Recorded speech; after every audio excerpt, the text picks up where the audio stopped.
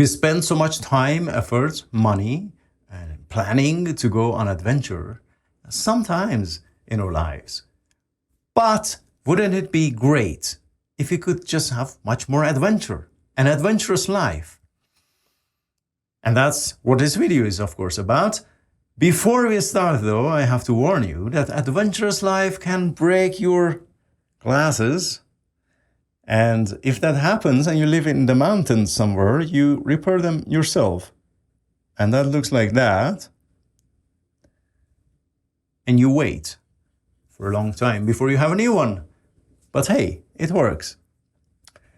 Let's get to our adventure. So what does adventure mean anyway? Dictionary, I have it open here, says unusual, exciting or daring experience. Also to engage in daring or risky activity. Well, it's fine description, but I want to suggest that we seek adventure really because we want to feel alive. What do you think? Agree? And if so, it begs the question, why? Why do we need these strong experiences to remind us of something that must be here already? And wouldn't it be great if we were much more in touch with that? We can always ask, if we are alive, why don't we feel ourselves all the times? Why do we need these high doses of experience to give us the sense of aliveness that otherwise fall below the threshold of our awareness? And one way maybe to answer that is that we don't really see or experience our lives. We see our lives, we see a memory of our lives. We see our lives with yesterday eyes. We're not open. Our eyes are no more open to what is here, but we are just seeing an image of them, a memory of them. What do we think that we know from them? And this is a useful mechanism of brain to turn everything into concept so it can focus on things that are important, like not being eaten alive by tigers or spending a lot of time on Instagram. Because brain, especially or neocortex, is expensive and it takes a lot of energy, so it is lazy. But do we need to live in memories? Aren't most of us actually just alive in a memory, in an image? I want to suggest that adventure isn't really about experiences. Adventure is about openness to what is. This is why we talk about present moment. Adventure is a mindset, not activities. Adventure is the openness to experience as it unfolds, instead of labeling everything off with a memory of the experience, which is dead. Talking about seeing things with fresh eyes or new eyes or different glasses, it made me think of something that Marcel Proust wrote about, and I had to look it up. So it is the real voyage of discovery consists not in seeking new landscapes, but in having new eyes. And this is beautiful. Having new eyes. In Zen, it is talked about a beginner mindset, which in a mindset that does not stick to this concept and remains open to what is an adventurous mindset. Is a mindset that experiences life and it keeps experiences life no matter what the experiences are.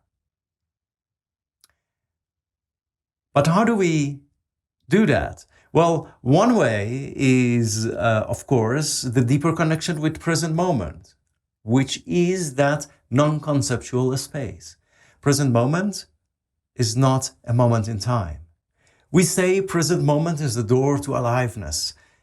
Present moment means freedom from memory, freedom from concepts about what is.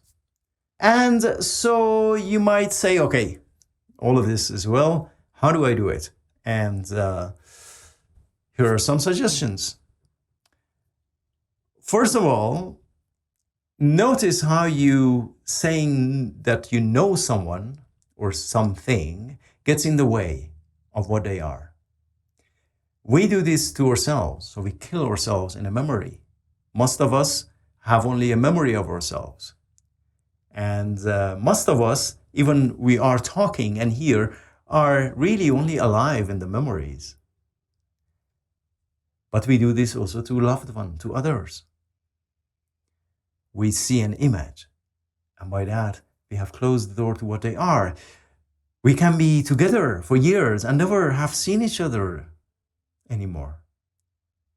And so, to open up once more and come with curiosity and letting go of what we know of ourselves is to discover a complete new person. To look at your loved one or your partner or your child, or your parents, anyone, and letting go of that image means that you can go on an adventure with them. The same adventure that you can go inside.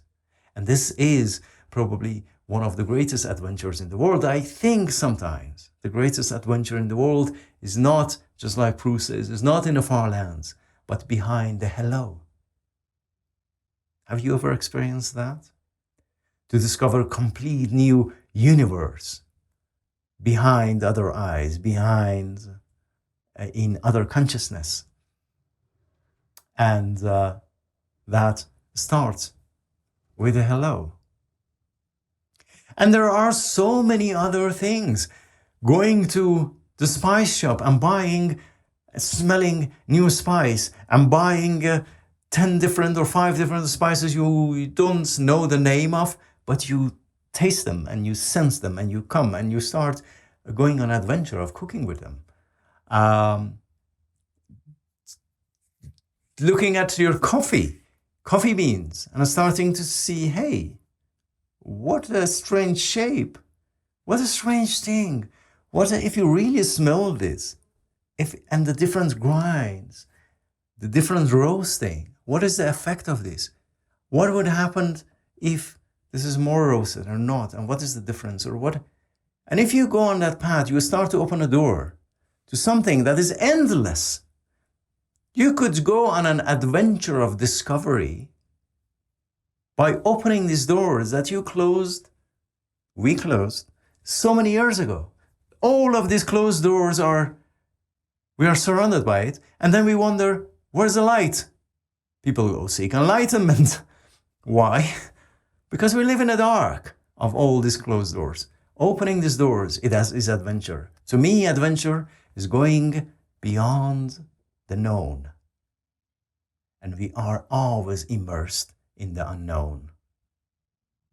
The only place that we can say we know something is in our fantasy.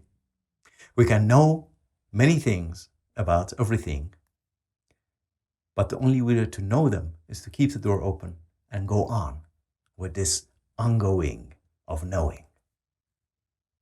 So what is your adventure going to be today? Let me know in the comments, and subscribe or like or all of that good stuff is Adventurous 2. I hope to see you again, and thanks for watching again.